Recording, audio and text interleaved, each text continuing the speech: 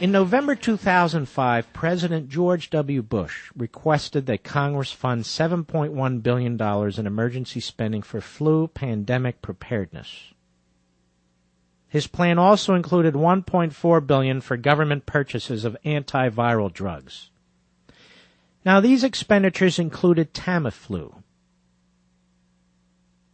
which Obama is now making available to the states.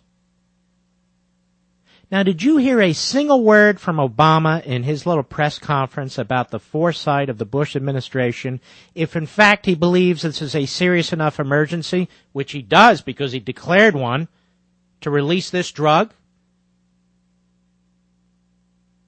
I mean, ladies and gentlemen, is Obama such an egomaniac, a megalomaniac as a matter of fact, that he can't even acknowledge what his predecessor did?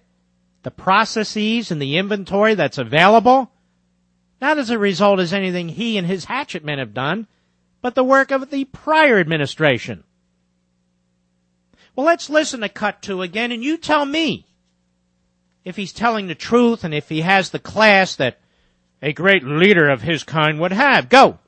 But one thing is clear. Our capacity to deal with a public health challenge of this sort rests heavily on the work of our scientific and medical community.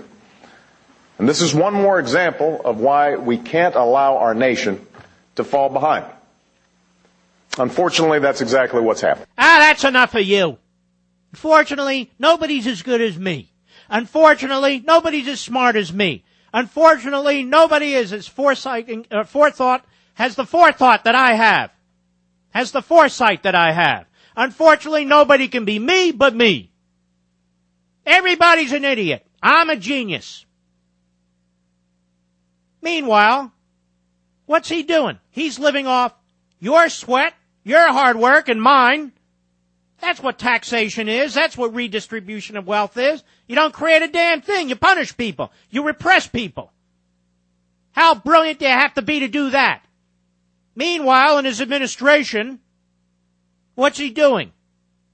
He's taking Tamiflu, which he had nothing to do with, that the prior administration, purchased stockpiles of. We didn't do this right. We need to do it my way, Obama's way. I mean, it's truly pathetic. And then he goes around the country. Well, we didn't do this right either. See? I think we suck too. I apologize.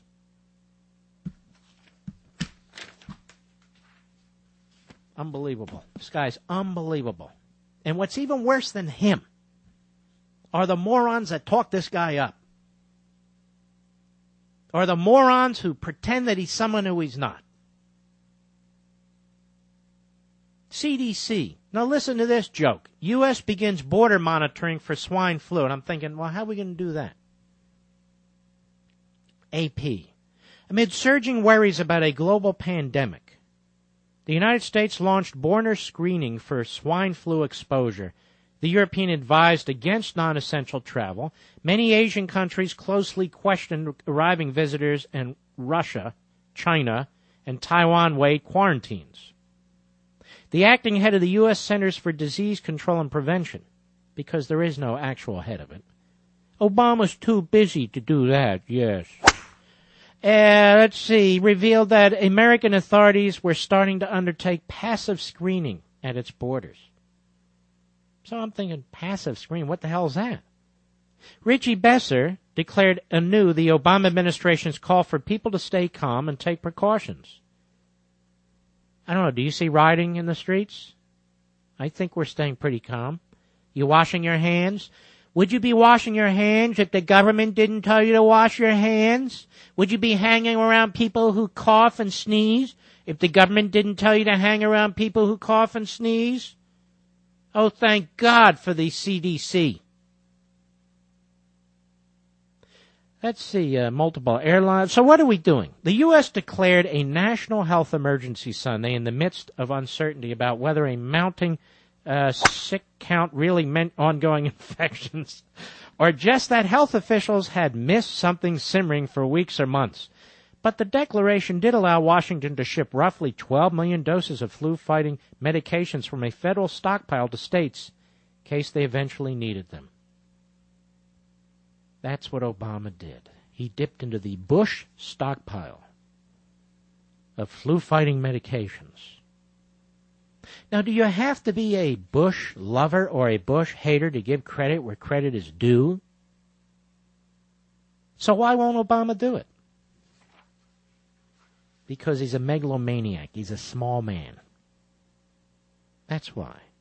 Now, what do the Mexicans think of all this? I mean, after all, they did cause this in this country. Oh, did I say something I'm not allowed to say? Oh, but it's true. It's true. Tijuana, Mexico, Reuters. Many Mexicans crossing into the U.S. on Monday at one of the busiest crossings in the border shunned advice to wear surgical face masks to curb the spread of a deadly new flu. Now, they're coming into our country, they're advised to wear masks, and they shunned the advice. Why weren't they turned away? Because it's a passive review, Mark. Passive. Most Mexican immigration officials at the Tijuana-San Jose crossing were using masks and surgical gloves. But Mexicans crossing by car and foot seemed unconcerned by the influenza scare, and only a handful wore masks. Because we don't have it over here, unless it's brought in here. So why would they wear masks if they don't give a damn? Many of the up to 149 people who have died of the new virus in Mexico have actually been aged between 25 and 45, a wearing sign as pandemics tend to target healthy young adults. But don't worry, Obama has an idea. It's Bush's fault, but let's tap into the stockpile that Bush created. But it's Bush's fault because, we've never spent enough money on this. And herein, ladies and gentlemen, is the propaganda of the statist. He claims to be able to make, how many times do I have to say it, the imperfect perfect. Just surrender a little more liberty, a little more money, just grow the government a little bigger, step by step. Gradually we'll have this thing taken care of. If we'd only spent more money on science and medicine, there'd be no swine flu. And I'm thinking to myself, well, considering it came out of Mexico, how does us spending more money on science and medicine stop swine flu from being imported into this country from other countries? Well, let's not complicate the matter, because Milhouse has it all figured out. If he'd only been president for life at a very young age, none of this would be happening. There'd be no swine flu. There'd be no poverty. Nobody would be without health care. We'd all be driving cars that run on wind. The impossible is made possible. Just surrender more and more, and whatever you do, suspend your ability to think. Because Obama knows what to do.